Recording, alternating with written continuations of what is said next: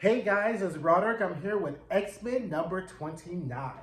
So this book was slightly irksome, right? Because Doctor Doom is such an iconic and fantastic character when he's written in the comic books that anytime he shows up, you know you're going to get a very high level, very well effectuated plan. But lately, ever since the Krakoan age and when Doctor Doom is introduced, is a waste, right? Like even during the Hellfire Gala, and during both Hellfire Galas where Doctor Doom is there, he kind of like hints to Captain America that, I don't think this is going to end well, right? And we do get to find out in this issue kind of why Doctor Doom says that he does not think this whole Krakoan situation is going to end well. But we're left in this issue just kind of like really wanting more. And I think that they really owed us a better Doctor Doom appearance since that whole like X-Men Fantastic Four parentheses number 2 debacle with Franklin Richards and the X-Men going to Latveria and all that whole situation. They really owed us a better one, and this story I thought kind of was an attempt. It was almost there, but it wasn't there, right? But anyway, my biggest problem with this issue is that this, once again, is just a bad X-Men plan. This was a dumb plan all the way around. And what this kind of shows me is that unless Jean or Scott or Magneto or even Professor Xavier are really running shit, the X-Men have no idea what you're doing. So let me set you up the situation if somehow you've forgotten.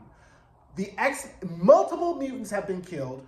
250,000 mutants have gone through a gate and we don't know where they are. Orchis has everybody on high alert. Mutants are in concentration camps. Cyclops is like booby trapped and whatever. And somehow the X-Men think the best use of their time is to go to Latveria, which is they know that is controlled by Doctor Doom, to go save 5 mutants. How is this a good idea?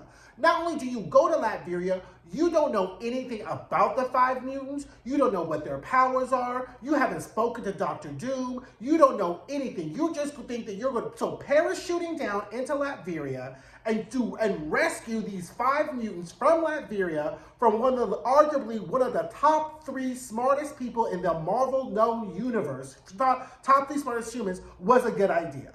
Right? Tell me how the fuck Kitty ran a whole school with this fucking idea. It just doesn't work, right? This was a bad plan all the way around. And it just kind of shows, I'm like, I just don't understand the plan. Oh, I understand Marvel's plan was to keep us buying comic books, right? But I don't know how they're trying to sell us that somehow the X-Men, who have been through 2 Infernos, Fall of Mutants, a Utopia, all these things, right? 5 Phoenix Forces, and that this is the plan that they, out of all of their years of experience, have come up with, is parachuting down into Latveria, knowing that Doctor Doom is going to work them out like a Bowflex, and you didn't even bring your A-list, you didn't bring your hitters, you brought Wolverine, Kitty, Miss Marvel, you didn't bring Rasputin, right? Why didn't you bring Rasputin? You didn't bring Rasputin.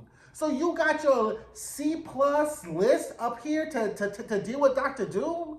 When really you had the almost A- list of Emma, Cyclops, Professor Xavier, Franklin Richards dealt with Doctor Doom, and he still almost works you out. So tell me how you want. And Kitty has been there for every iteration of fucking around with Doctor Doom, and he has made them find out. So tell me what makes you think that this was a good plan.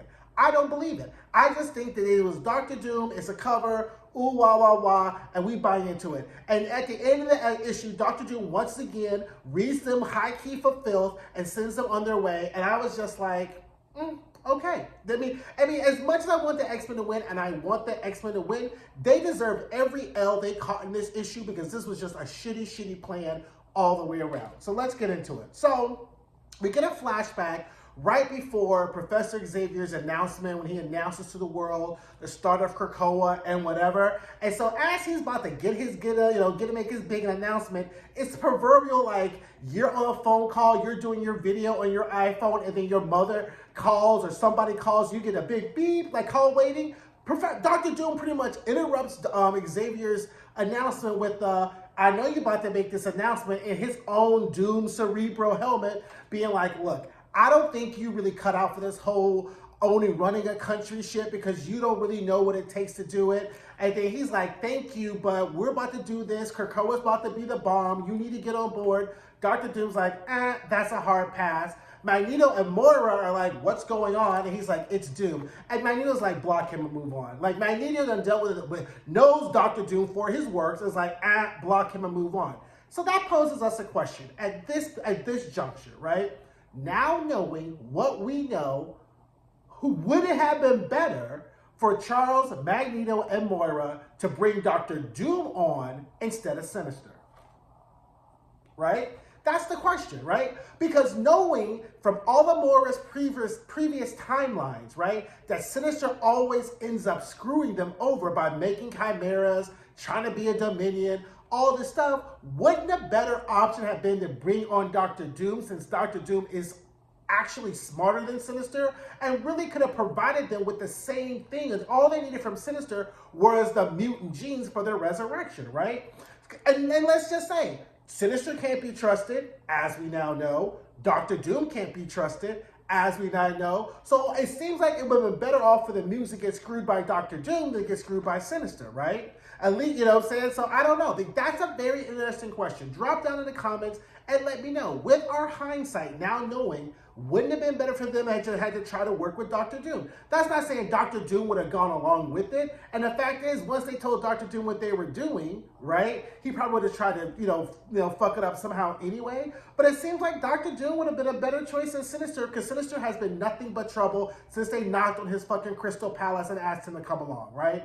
So anyway, they move on. So now we get back to this good use of this data page, right? So this is probably the best use of a data page we've seen in these current X-Men books, because they've been using these data pages in place of where they should be giving us art and action. But this is what a data page is for, to give us detailed exposition that probably you want to save for the art for. So we find out that instead of 5 mutants, it's really 7 mutants that are in Latveria with Dr. Doom.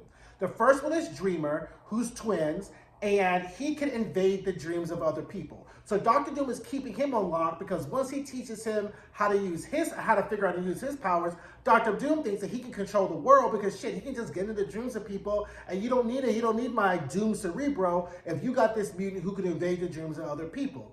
His twin sister is called Iron Cloak, and her power is she can gift people with invulnerability, but the person loses the invulnerability after Black Line set of times. Okay, fine. We're not really invested in them, but that seems like a really cool power, right? Now we get another unnamed mutant who Dr. Doom is just like, that person's not ready. Then we get Miriam, who Dr. Doom is like, I don't really know about her. I'm not really sure. She changes with the seasons, and we'll figure out why, and we'll find out why that is. And then we get Slag, whose skin is rock and whose blood is magma. And then we get Volta Doom, who Dr. Doom really thinks could be an heir to Latveria, whatever like that. So I was like, okay, this is cool. That seems cute, right? Now we see the progression from week 1, from 1 month to a year of Dr. Doom's mutants, right? And Dr. Doom tells them that ultimately Krakoa is going to fall because Charles Xavier does not have the balls, the mental, or the wherewithal to really run a nation. And when Krakoa falls, they're going to come after you. Dr. Doom told no lies. Dr. Doom told no lies.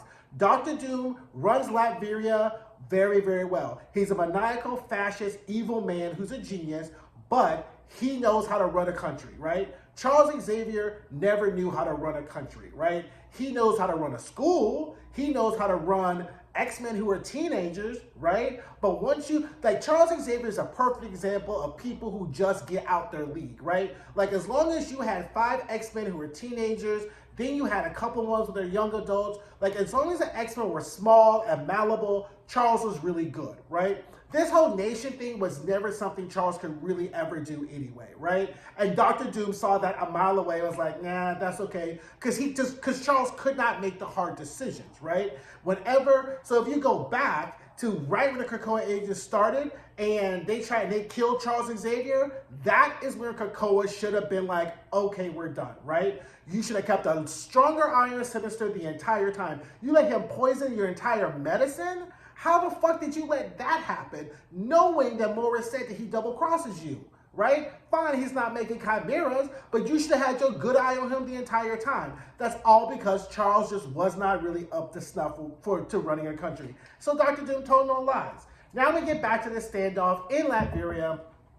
And I'm not gonna lie, the Doom mutants really give the X-Men their business, right? I mean, Wolverine tries to slash Volta, his hand gets sizzled up because Miss Marvel looks 50 yards away. It's like, ooh, that's vibranium. And so she sizzles Wolverine's arm. And then Doom reminds Wolverine of how he killed that mutant back in X-Men versus Fantastic Four, parentheses 2. And Wolverine was like, that's your fault. You disguised that boy's scent. You knew I couldn't smell him, and he got what it was. Fucked around and found out, right? So Doom was like, oh, so we're going to play fuck around and find out chess. Let's meet the rest of my family, right? So then we get a flashback of Volta Doom, and she has electrokinesis. But of course, like all electricity, she needs a conductor, right? So, sometimes people with electrokinesis, they'll have gauntlets, they'll have some type of exterior conductor for their electrokinesis, most of the times.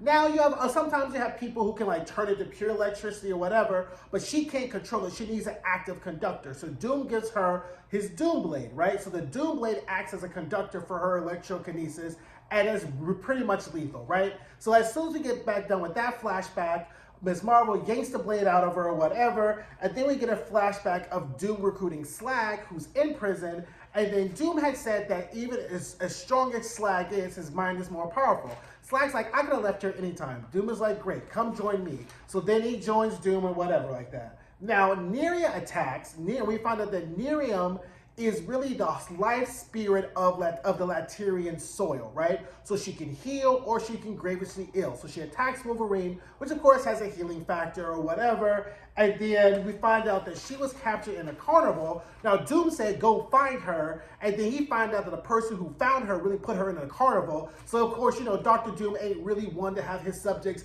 not follow around with his instructions. That's why he's also the doctor of fuck around and find out. And so the carnival guy fucked around and found out, right? So then finally, Kitty, while this melee is going on, Kitty's like screaming at the mutants, we just came to free you. We just came to help you. And they all like, we are free. We didn't need your help. And then finally Wolverine's like, well, fine then. If you don't want to be free, we'll leave you with Dr. Doom and we can go ahead and leave, right? And I was like, it took you getting your ass whooped for you to finally leave these folks alone. When they decided to fight you is when the X-Men should have been like, let's go. Rasputin, come pick us up. Get us a Volvo, a Peugeot, a Camaro, fly us in and get us the fuck up out of here. There was no conversation. They just showed up, want to fight Dr. Doom, whatever. I'd have been like, do y'all want to go? Do y'all want to leave? They said, no, we good. We would have left. I'd have been back in Switzerland like that, right? But then Dr. Doom's like, oh no, you can't leave unless you dine with Doom. And this is just Dr. Doom just really fucking with the X-Men, right? Because he knows the X-Men are in the tunnels, which of course nobody is supposed to know that the X-Men are in the tunnels, but Dr. Doom, because he's Dr. Doom, knows they're hiding around in tunnels, ain't eating shit, because he's like, so this must be better than what y'all got up in the tunnels. So he is just really flexing on the X-Men, being like, this whole situation was all of Charles Xavier's doing, and it didn't have to end like this. So eat up or whatever. So then Kitty's all like, Wolverine, how you gonna eat their food? He's like, look, I need calories because for me to heal, and they whooped our ass, so I'm just going to take this free-ass meal. Ms. Marvel got her halal meal. She's eating up. She's impressed with Dr. Doom. And Dr. Doom seems to like young children, right? Like, you see the relationship he has with Valeria, who is Reed Richards' daughter.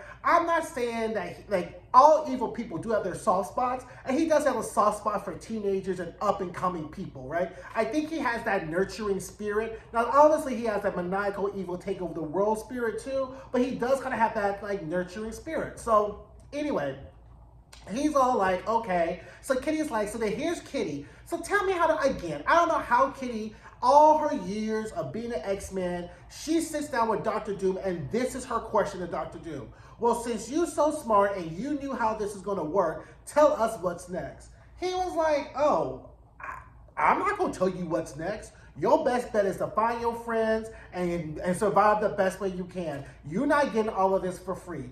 Drinks his drink, put his drink down, and says, Krakoans, y'all gotta be out my shit by dawn. Good night, good luck, and Dr. Doom leaves, right? And I was like, that's the exit, right? That's why I so love Doctor Doom, which, you know, in the comic books, because he really is all for the pageantry and, you know, and just giving you, serving you cunt every time he opens his mouth. And I'm just loving it every time, right? So then the X-Men are like, well, damn, right? So now so Nerium suggests, well, maybe you all need to get asylum here in Latveria. And then Wolverine's like, we got our own fascists. And I was like, y'all need to work out some type of deal. Like, Doctor Doom is the only person Orchis does not want to deal with, right? So you should have left there with something. Like, I mean, you have something. I mean, I don't not like they have anything to barter with, but they could have worked out something. They could have come out with like, okay, Doom, how about we train you? We, you know, you free these kids. If you free the mutants from the asylum, they can stay in Latveria and we won't come back for them, right? Like, that's a deal. Yes, you're turning over mutants to Doctor Doom, who can use them to take over the world, but it's better than them being tortured in the asylum. Like, nobody was able to try to spin the wheel and come up with a deal with Doctor Doom. Again, just a bad plan, right? So then they return to the tunnels, find out that Synch and then they're all gone, there's blood everywhere, and then we get our data page where we find out that Cyclops' trial will be held in Paris, France.